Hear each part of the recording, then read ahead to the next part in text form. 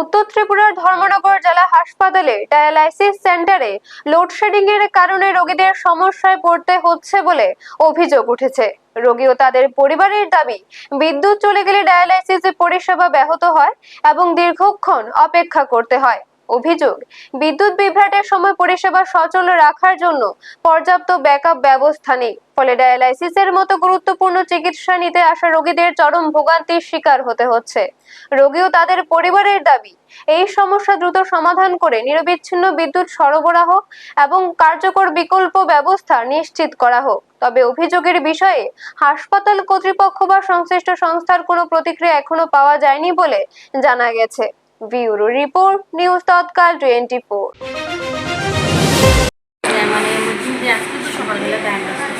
Current না থাকা অবস্থায় কি ডায়ালিসিস হয়নি এখানে? কারেন্ট গেলে কি ডায়ালিসিস হয় না? আপনার নাম? আপনারা দেখছেন নিউজ তৎকাল 24।